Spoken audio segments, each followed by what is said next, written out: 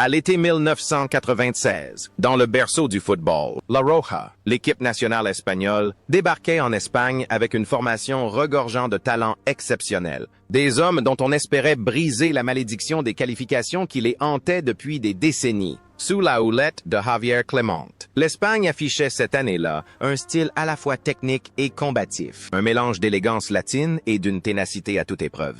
Invaincus en phase de groupe, les Espagnols disputaient un quart de finale mémorable contre l'Angleterre, Pays Haute, à Wembley. Mais le destin, cruel, venait une fois de plus briser leurs espoirs sur un penalty. Malgré l'absence de trophée, cette génération posait les premières pierres d'un futur empire espagnol.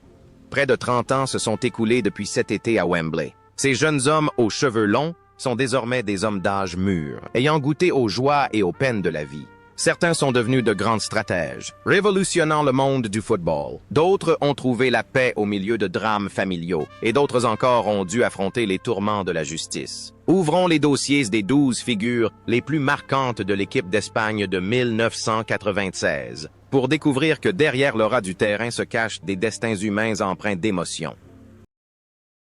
Andoni Zubizarreta, poste, gardien/capitaine. Dans l'équipe d'Espagne de 1996, Andoni Zubizarreta n'était pas qu'un simple gardien de but. Il était une figure emblématique, un véritable mentor. À 34 ans, capitaine de l'équipe, Zubi était le pilier moral de ses coéquipiers. Sans pour autant posséder les arrêts spectaculaires d'un oiseau, Zubi a conquis le cœur des supporters par son calme étonnant, son intelligence de placement et sa stabilité absolue. Témoin vivant des hauts et des bas du football espagnol. Il a gardé les cages pendant 4 Coupes du Monde consécutives. À l'Euro 96, malgré l'élimination précoce de l'Espagne, la sérénité de Zubi est restée une source d'inspiration indéniable.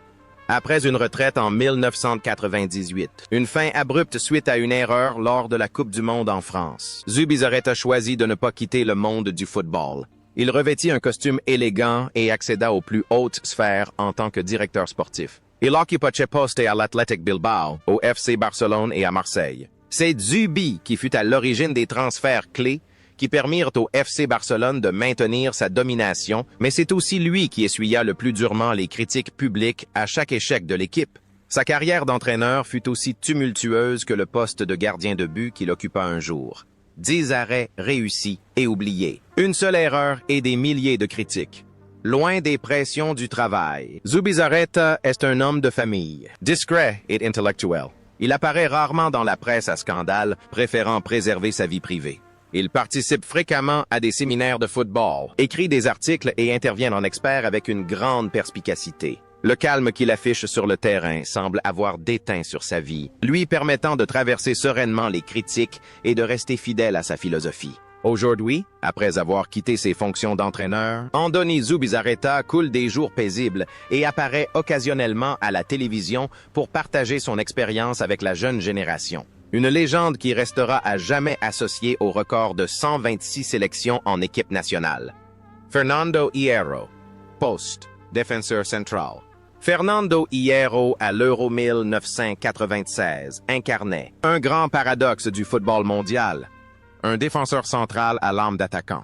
À 28 ans, Hierro était au sommet de sa forme sous le maillot du Real Madrid, pilier de la défense. Son style de jeu féroce et son audace dans les contacts étaient indéniables, tout en étant un redoutable buteur, doté de frappes lointaines puissantes et d'un sang-froid remarquable dans les pénaltys. Leader naturel, Hierro n'avait pas besoin de crier, son autorité rayonnant de son talent et de son dévouement. C'est lui qui manqua le penalty fatidique contre l'Angleterre, une blessure difficile à guérir, mais aussi la motivation nécessaire pour se surpasser par la suite.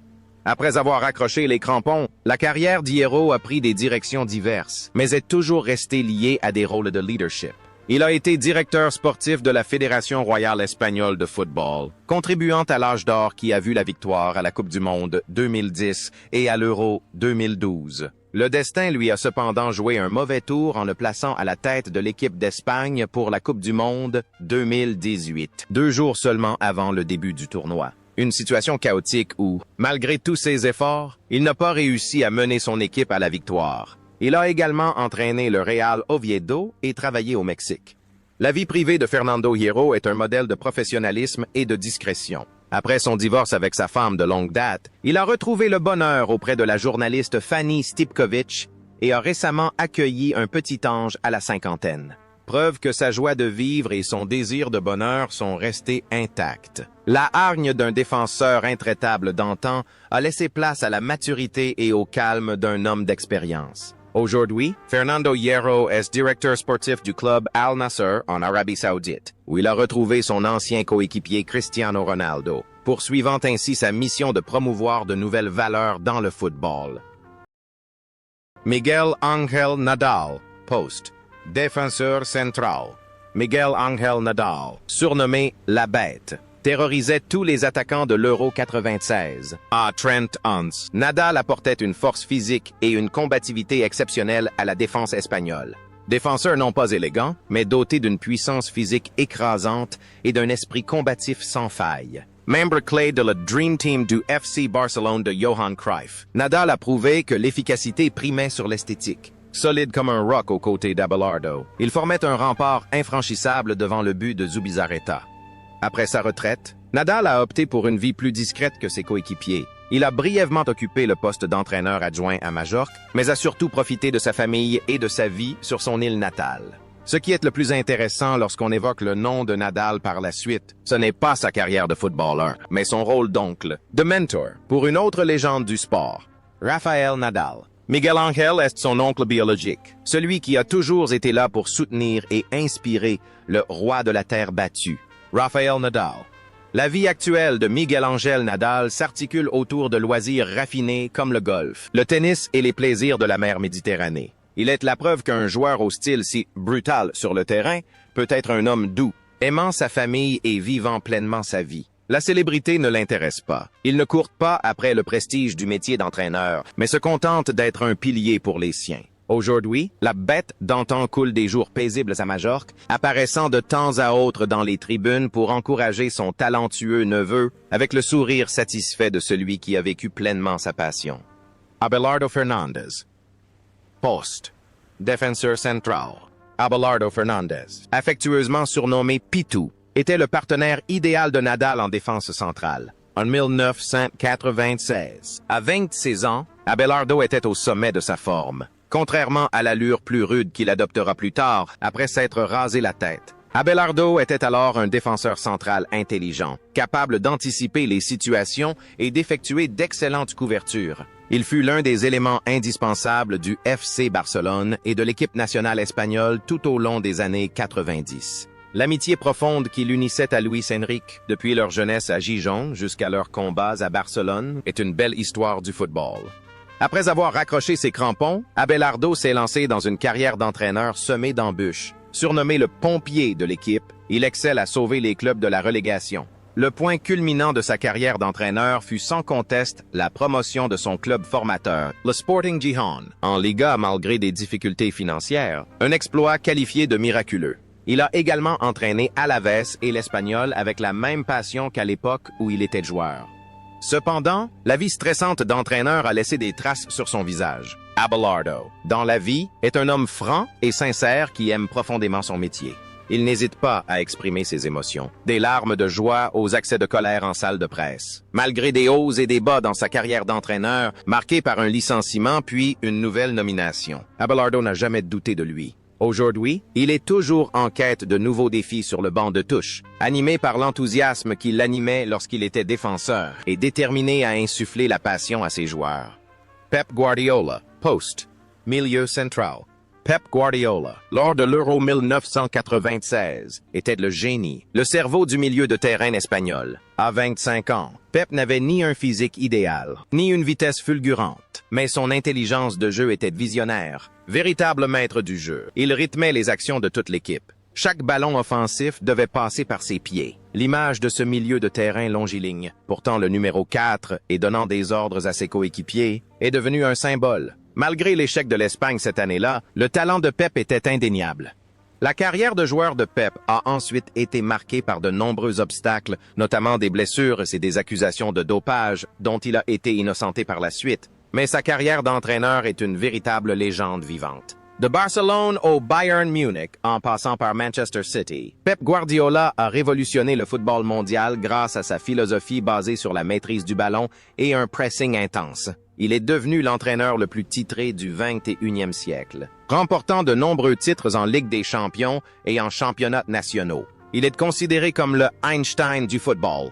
La vie personnelle de Pep est aussi riche et profonde que sa manière de diriger les équipes. Passionné d'art et de mode, il affiche toujours une allure impeccable. Malgré sa notoriété, Pep protège jalousement la vie privée de sa famille. Patriot, il est profondément attaché à sa Catalogne natale. Son intelligence et son perfectionnisme, frôlant parfois l'obsession sur le terrain, témoignent d'une quête perpétuelle de la perfection. Aujourd'hui, Pep Guardiola règne toujours en maître avec Manchester City, continuant d'écrire des pages d'or et de redéfinir notre façon de regarder le football. Luis Enrique, poste, milieu de terrain/attaquant. Luis Enrique, dit Locho, incarnait la passion et une polyvalence hors du commun à l'Euro 96. À 26 ans, il pouvait évoluer à tous les postes, lateral, milieu de terrain et attaquant. Son transfert retentissant du Real Madrid à Barcelone cette année-là n'a fait qu'accentuer sa forte personnalité, teintée de rébellion. Sur le terrain, Lucho était un guerrier infatigable, prêt à tout donner pour le drapeau, comme lors de la Coupe du Monde 94. À l'Euro 96, il était une véritable force de la nature, insufflant une nouvelle dynamique au jeu espagnol.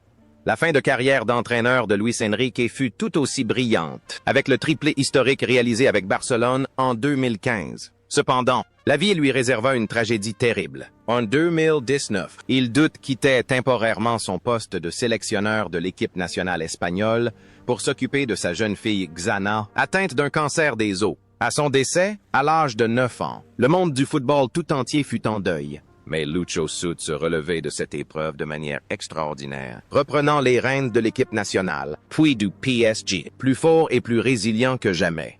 Luis Enrique a également surpris ses fans en se présentant comme un streamer, aux millions de vues sur Twitch lors de la Coupe du Monde 2022. Il y partageait sa vie, sa philosophie et même la douleur de la perte de son enfant avec un optimisme surprenant. Excellent triathlete Ironman. Il a laissé derrière lui une personnalité combative sur les terrains il y a quelques années. Un cœur chaleureux, débordant d'amour et d'une vitalité extraordinaire. Aujourd'hui, à Paris, Luis Enrique continue de s'illustrer, portant en lui le sourire de sa petite Xana, source inépuisable de motivation. José Luis Caminero. Posté, milieu offensif. José Luis Caminero était la star incontestée, l'âme du jeu offensif espagnol à l'Euro 96. À 29 ans, Caminero vivait la meilleure saison de sa carrière, après avoir contribué au doublé historique de l'Atlético Madrid. Lors de ce tournoi en Angleterre, il a réalisé un geste de génie, un dribble époustouflant qui a complètement déstabilisé Miguel Ángel Nadal lors du match Atlético-Barcelone, et des gestes techniques d'une grande finesse. Cette année-là, Caminero incarnait l'élégance, la technique et la puissance explosive, le plus grand espoir de la France. Cependant, le chemin qui suivit la gloire de Caminero fut semé d'embûches et d'ombres. Après sa retraite, il occupa le poste de directeur sportif à Valladolid, à l'Atlético de Madrid et à Malaga. Bien qu'il ait eu un don pour dénicher les talents, recrutant de nombreux joueurs de qualité, sa réputation fut sérieusement ternie par des démêlés judiciaires. Accusé d'implication dans un réseau de blanchiment d'argent et de trafic de drogue, il risqua des peines de prison et de longs procès.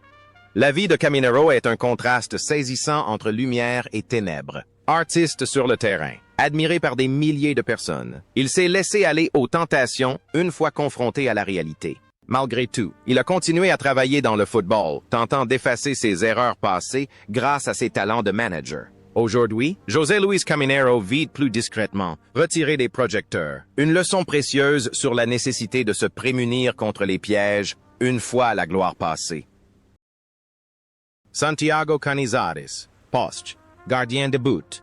Santiago Canizares, à l'Euro 96, était la doublure de Zubizarreta, mais son talent et sa personnalité n'avaient rien à envier à ceux de ses prédécesseurs. À 26 ans, avec sa chevelure platine et ses réflexes exceptionnels, Canizares était toujours prêt à briller. Gardien moderne par excellence, il dominait sa surface et était capable de lancer des attaques. Bien qu'il n'ait pas beaucoup joué durant ce tournoi, sa présence était un gage de profondeur pour l'équipe d'Espagne.